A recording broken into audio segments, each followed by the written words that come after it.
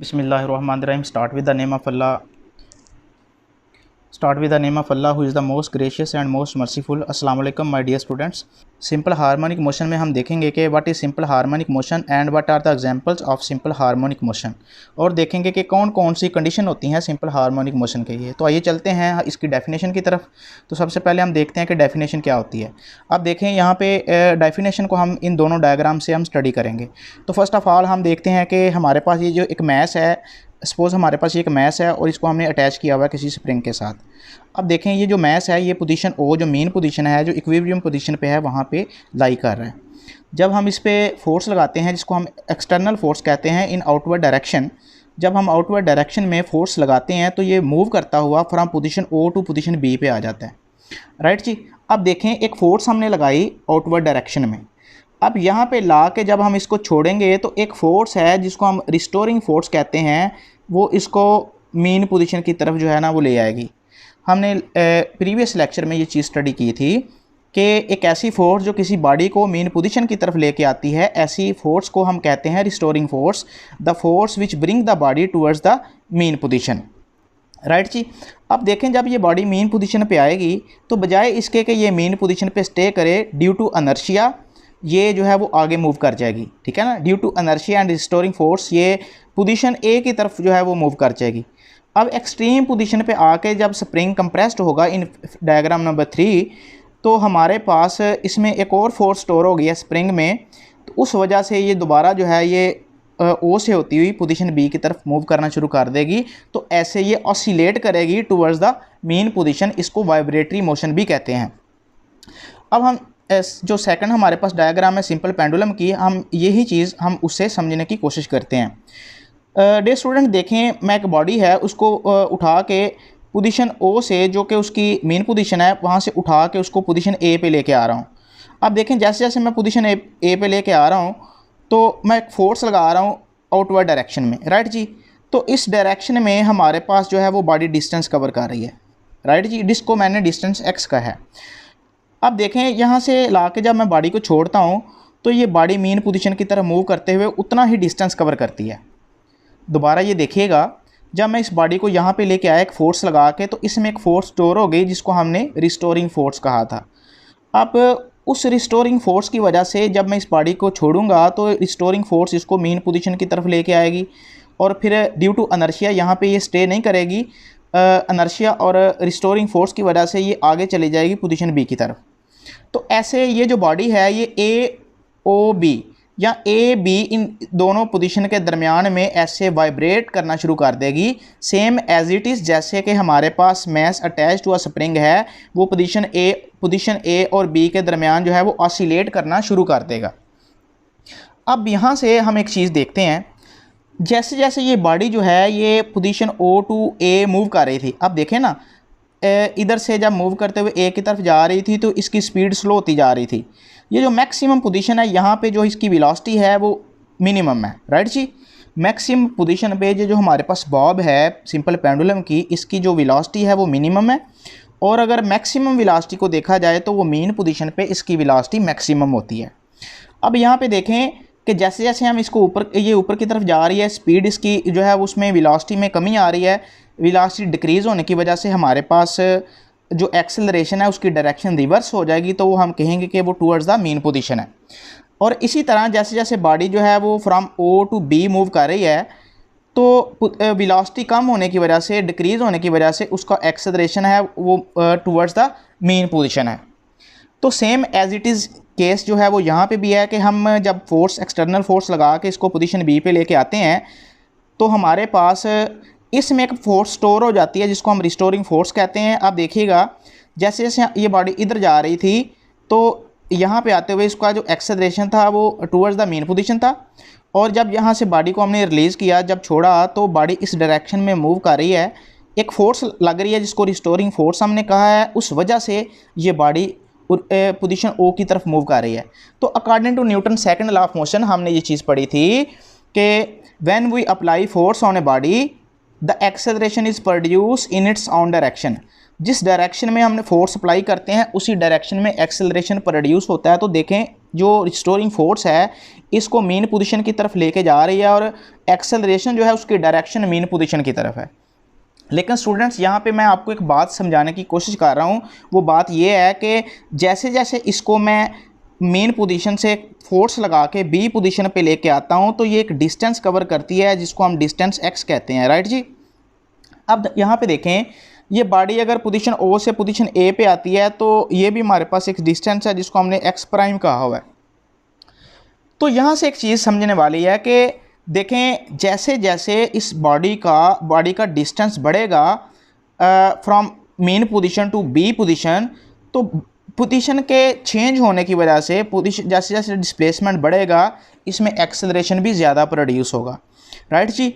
और जैसे जैसे ये मेन पोजीशन की तरफ मूव करेगी तो डिस्प्लेसमेंट के बढ़ने से एक्सेलरेशन भी चेंज होगा। तो यहाँ से हम सिंपल हार्मोनिक मोशन की जो डेफिनेशन है वो इस तरह से कर सकते हैं कि सिंपल हार्मोनिक मोशन एक ऐसी ऑसिलेटरी मोशन है जिसमें एक्सेलरेशन जो होता है किसी भी बॉडी का वो डायरेक्टली प्रोपोर्शनल होता है to the displacement. Acceleration is directly proportional to the displacement. अब यहाँ पे ना एक क्वेश्चन है कि हम देखते हैं कि हमारे पास जो एक्सेलरेशन होता है वो डायरेक्टली प्रोपोर्शनल तो होता है डिस्प्लेसमेंट के और साथ नेगेटिव का साइन होता है। इसको हम एट द एंड जो है वो हम डिस्कस करते हैं। फर्स्ट ऑफ ऑल हम इसकी डेफिनेशन को देखते हैं कि जब भी हमारे पास एक बॉडी जो है चाहे वो हमारे पास सिंपल पेंडुलम है, चाहे वो हमारे पास जो है mass attach to a spring system है, उसमें बॉडी जो अब टू एंड फ्रो मोशन कर रही होती है तो उसका जो एक्सेलरेशन होता है वो directly towards the mean position. एक बात यानी कि उसकी डायरेक्शन हमेशा जो है वो मेन पोजीशन की तरफ होती है, एक चीज़। दूसरी चीज़ जैसे जैसे डिस्प्लेसमेंट बढ़ता है उसका एक्सेलरेशन भी इंक्रीज़ करता है, राइट जी। तो हम इसको लिख सकते हैं, डेफिनेशन की बात करते हैं तो डेफिनेशन में हम ये चीज़ जो है उसको क्लियरली जो है उसको डिफ़ाइन कर सकते हैं कि एक कैसी ऑसिलेटरी मोशन है।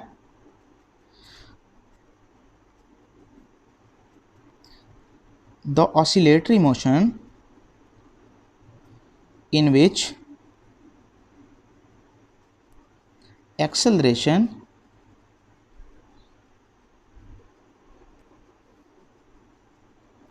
of the body at any instant, किसी भी लम्हे, is directly proportional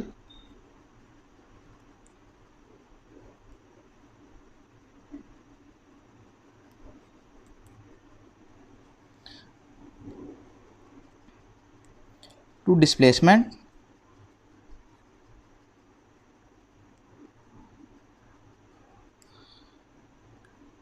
from the mean position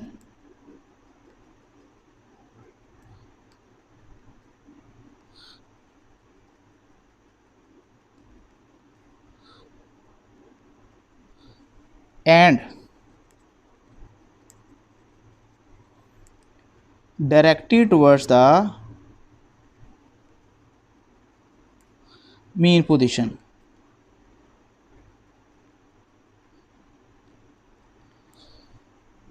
this is called simple harmonic motion. Students हमने ये देखा कि हमारे पास जो एक्सेलरेशन होता है किसी भी बॉडी का किसी भी लम्हे डायरेक्टली प्रोपोर्शनल होता है to the displacement, directly proportional to the displacement from the mean position and directly towards the mean position, और जो उसकी डायरेक्शन होती है वो मेन पोजीशन की तरफ होती है। तो this is called simple harmonic motion. जैसा कि हमारे पास एक बॉडी ऑसिलेट कर रही है तो जैसे जैसे उसका डिस्प्लेसमेंट उसका बढ़ेगा तो हमारे पास उसका एक्सेलरेशन भी बढ़ेगा और एक्सेलरेशन की डायरेक्शन मेन पोजीशन की तरफ होगी, राइट जी। अब हम देखते हैं कि हमारे पास कौन कौन सी एग्जांपल हैं सिंपल हार्मोनिक मोशन की। तो हमने फर्स्ट ऑफ ऑल देखा कि हमारे पास जो सिंपल पेंडुलम है ये भी एग्जांपल है हमारे पास सिंपल हार्मोनिक मोशन की। दूसरा हमारे पास motion of the mass attach to a spring, ये जो अभी हमने डिस्कस किया है। इसके बाद हमारे पास जो स्विंग है, स्विंग की एग्जांपल भी जो है वो सूटेबल है सिंपल हार्मोनिक मोशन के लिए। अब हम स्टूडेंट्स देखते हैं कि हमारे पास कौन सी कंडीशन है सिंपल हार्मोनिक मोशन के लिए। तो हम इसको हेडिंग देंगे condition for simple harmonic motion. Condition for simple harmonic motion. तो स्टूडेंट्स हमारे पास 4 कंडीशन है। इनको हमने प्रीवियस लेक्चर में जब हमने ऑसिलेटरी मोशन को स्टडी किया था तो वहाँ पे हमने इसको डिस्कस किया था। तो यहाँ पे भी हम इसको जो है ना वो देख लेते हैं कि फ़र्स्ट ऑफ़ ऑल जब बॉडी हमारी ये जो बॉडी है ये जो ऑसिलेट कर रही होती है, देखें जब ये मेन पोजीशन पे आती है तो यहाँ पे स्टे नहीं करती, क्योंकि ये पहले मोशन की स्टेट में थी। तो हमारे पास यहाँ पे एक प्रॉपर्टी यूज़ होती है जिसको हम कहते हैं अनर्शिया। तो ये ड्यू टू अनर्शिया यहाँ पे स्टे नहीं करेगी, ये आगे चली जाएगी। तो अनर्शिया एक ऐसी प्रॉपर्टी है किसी बॉडी की जो उसकी स्टेट को मेंटेन रखती है। तो पहला हमारे पास जो कंडीशन है वो है अनर्शिया, राइट जी। अब जो दूसरी प्रॉपर्टी है, देखें हमने हुक्स लॉ में ये चीज़ पढ़ी थी कि हमारे पास जो फोर्स होती है वो डायरेक्टली प्रोपोर्शनल होती है डिस्प्लेसमेंट के। जैसे जैसे हम फोर्स अप्लाई कर रहे हैं आउटवर्ड डायरेक्शन में, डिस्प्लेसमेंट बढ़ता जा रहा है। तो सेकंड कंडीशन हमारे पास है हुक्स लॉ, राइट जी। अब देखें जब हमने हुक्स लॉ अप्लाई कर दिया तो जब हम यहाँ पे बॉडी को ला के बी पॉइंट पे जब बॉडी को छोड़ते हैं तो एक फोर्स है जो इसको मेन पोजीशन की तरफ लेके आती है, जिस फोर्स को हम रिस्टोरिंग फोर्स कहते हैं। तो थर्ड पॉइंट हमारे पास हो जाएगा रिस्टोरिंग फोर्स, राइट जी। जो चौथी कंडीशन है हमारे पास, आप देखें ना ये जो बॉडी है ये ऑसिलेट कर रही है, ये कंडीशंस कब पॉसिबल हैं, ये कंडीशन कब मुमकिन है। तो देखें ना ये जो हमारे पास एक सरफेस है, इस सरफेस के साथ मैस अटैच है। अगर ये सरफेस इस सरफेस में फ्रिक्शन हो तो ये जो बॉडी है ये फ्रीली ऑसिलेट नहीं करेगी। तो हमारे पास इस सरफेस का फ्रिक्शनलेस होना ज़रूरी है। हमारे पास ये जो मैस है इसकी और ये जो हमारे पास आउटर सरफेस है, इन दोनों का फ्रिक्शनलेस होना ज़रूरी है, तो तब ये चीज़ें मुमकिन है। इसी तरह जब हमारे पास एक सिंपल पेंडुलम मूव कर रहा है, ये जो हमने कंडीशंस डिस्कस की हैं, ये जो हमने डेफिनेशन स्टडी किया सिंपल हार्मोनिक मोशन की, ये तब एप्लीकेबल है जब हमारे पास सिंपल पेंडुलम के मूव करने के दौरान हवा का जो फ्रिक्शन है वो ना हो। तो हम इसको फ्रिक्शनलेस कह सकते हैं। यहाँ पे वैक्यूम क्रिएट हो तो तब ये चीज़ें मुमकिन हैं, ठीक है ना। जब यहाँ पे हवा का फ्रिक्शन होगा तो हमारे पास जो डिस्प्लेसमेंट है उसमें यानी कि चेंजिंग होगी, तो ये जो है ना वो सहीली एक्सेलरेट नहीं कर सकेगा। तो फिर हमारे पास जो फोर्थ कंडीशन है वो है बॉडी का फ्रिक्शनलेस होना। तो हम कह सकते हैं फ्रिक्शनलेस,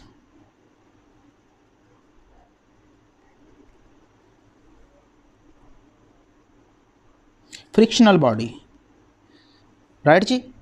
तो ये हमारे पास 4 कंडीशंस थी सिंपल हार्मोनिक मोशन की।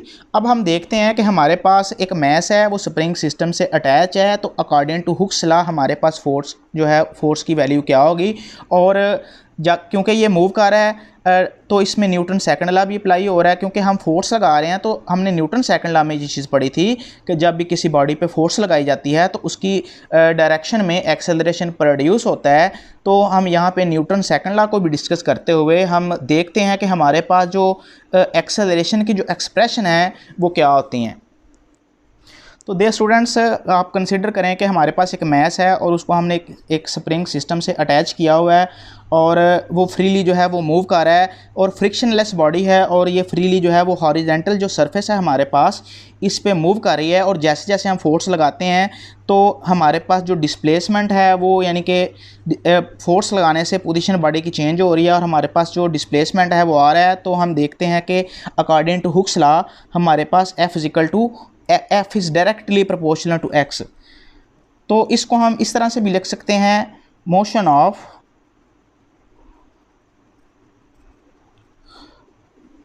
mass attached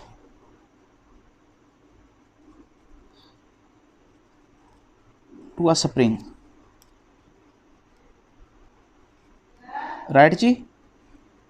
अब हम यहाँ पे देखते हैं हमारे पास ये डायग्राम ही, इसको हम यूज़ करेंगे। हमारे पास एक मैस है और अटैच है एक स्प्रिंग के साथ, तो इसमें हम मोशन को देखते हैं। तो डियर स्टूडेंट्स, यहाँ पे जब हम फोर्स लगा के इसको आउटवर्ड डायरेक्शन में लेके आता हूँ तो according to hooks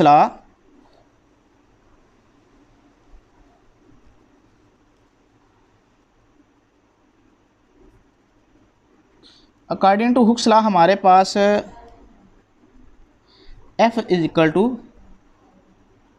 kx, right जी।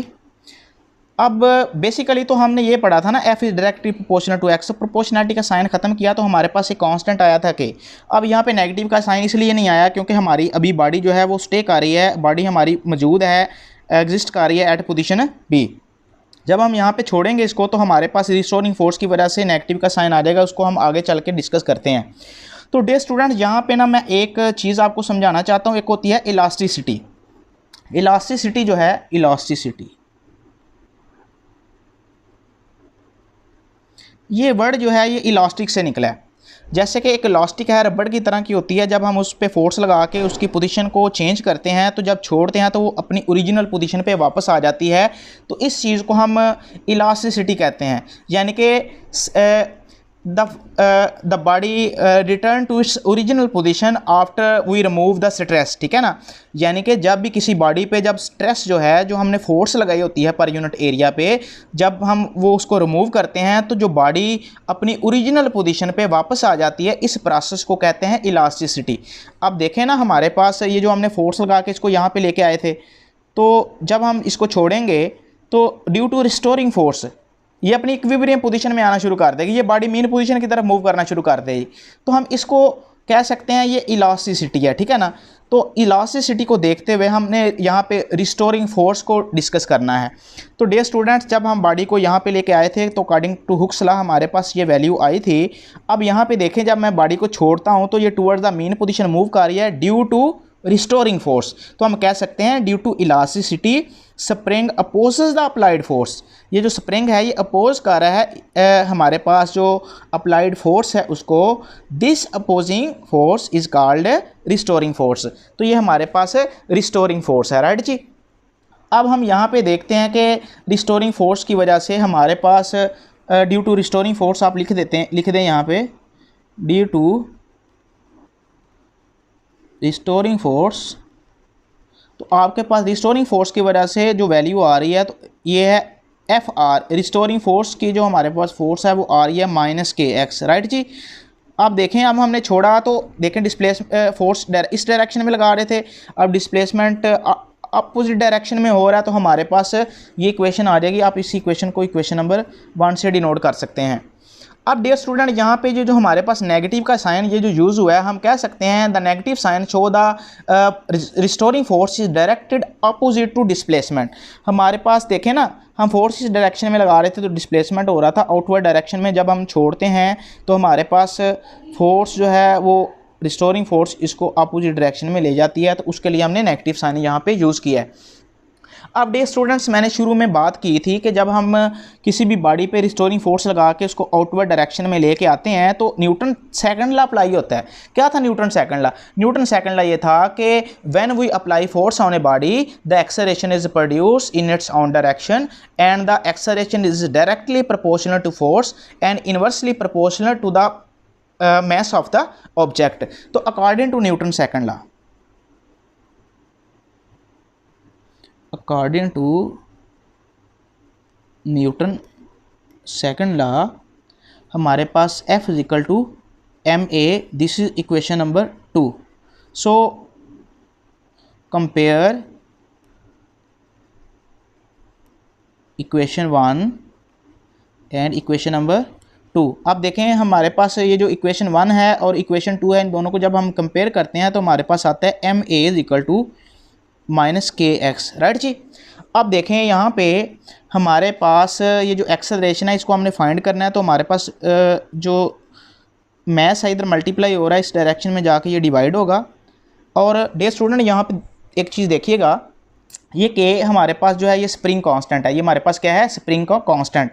और ये कांस्टेंट वैल्यू है, ये चेंज नहीं होती।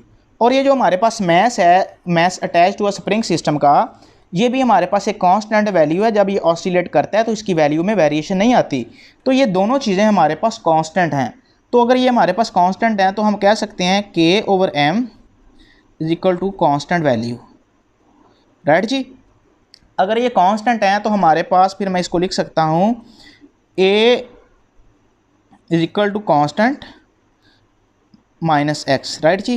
कांस्टेंट को हमने चेंज किया तो हमारे पास आ गया डायरेक्टली का साइन, तो acceleration is directly proportional to minus X. तो ये हमारे पास डेरिवेशन आ गई एक्सेलरेशन की।